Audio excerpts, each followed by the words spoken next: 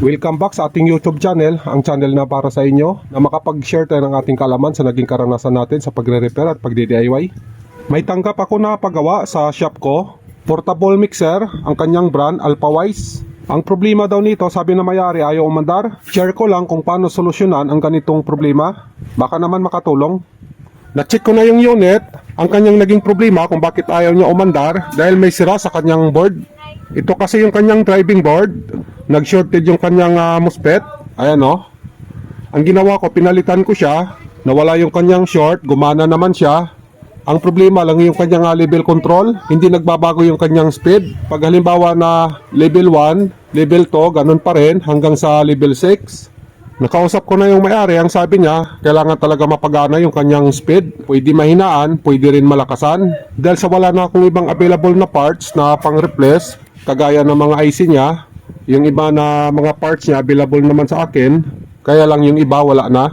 Kaya hindi ko talaga siya maibalik sa kanyang dati na ganito pa rin yung kanyang board na gagamitin. Kaya nag-decide na lang ako na palitan siya ng driving board.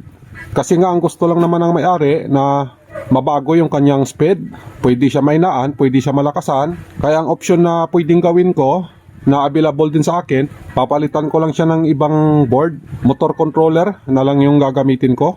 Pakita ko lang. Yan, marami tayong stock.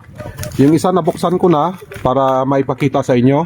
Bali ang gawin ko, dahil sa hindi natin magawa yung kanyang original na driving board, ganito na lang ang gawin ko, papalitan ko na lang siya ng ibang board. Ang tawag nito, motor controller. Madali lang naman siya i-install. May nakalagay naman siya dito na input at saka output. Ibig sabihin ng kanyang input, yung dalawang terminal na yan, yan yung galing sa saksakan natin. Ang natira na dalawa, yung dalawa na yan, yung kanyang out, yan naman yung papunta dun sa kanyang motor. So, simple lang siya gawin. Kahit na hindi ka technician, magagawa mo sa bahay kung wala na talagang remedy yung ganitong klase na board, yung kanyang original. Bali ito na lang yung pinaka option na madaling gawin. At saka yung ganitong klase na pisa, mura lang naman bilhin sa online. Ang bili ko nito nasa 55 pesos lang. Nakabitan ko na yan, yan o, napalitan ko na. Ito yung kanyang original, ayan naman yung pinalit. Kanya lang naman ang pagkabit ko, nilagyan ko lang siya ng cable tie. Okay na yan. Ganito yon, ganitong klase yung pinalit ko. So ito yung galing sa kanyang saksakan, yung kanyang input. Yan, input niya yan. Kagaya dito sa kabila, yung output niya naman, itong dalawang wire, yung kulay black at saka pula, yan na yung papunta dun sa kanyang motor. So gano'n lang siya kasimple gawin. Saksak lang natin sa outlet. May power tayo na 224 volts. Yan, plug ko lang yung unit. Yan, naka-plug na yan. So ang gawin natin, pipihitin lang natin yung kanyang adjustment o yung kanyang motor controller. Pihitin ko. Ayan o, mahina. Pwede natin lakasan. Yan. Pwede pang mas malakas pa dyan. Yan.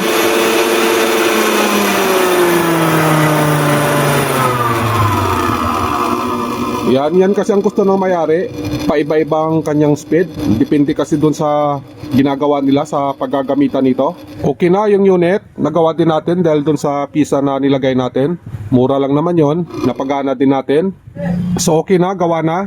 Bali ganito yung kanyang itsura, yan o, yung pinalit natin na pisa. Dalawa yung kanyang input na galing sa saksakan natin. Dalawa din naman yung kanyang output papunta dun sa pinakamotor ng ginagawa natin.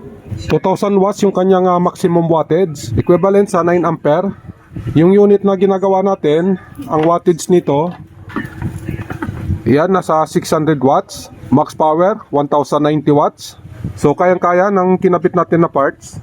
Mayroon siyang potentiometer. Ito naman yung nag-a-adjust ng kanyang speed. Pag pinihit natin yan, lalakas yung kanyang speed. Pag pinihit din natin, ihina din siya. Parang kagaya lang din sa mga amplifier na pagka pinihit mo, lalakas yung kanyang volume. Pagka hininaan mo, hihina din yung volume. So ganun lang. Hanggang dito lang tayo. Share ko lang naman sa inyo, baka makatulong din sa iba kung ano yung mga option na dapat gawin na pwede pa nating maayos. Lalo-lalo na pag halimbawa na wala tayong makuha na mga parts, walang available sa market. So pwede naman nating gawin na ganung option na lang. Kahit papaano magagamit pa natin yung unit. Sana makatulong sa inyo ang ginawa nating video. Mag-iingat kayo lagi. God bless sa inyong lahat. Bye-bye.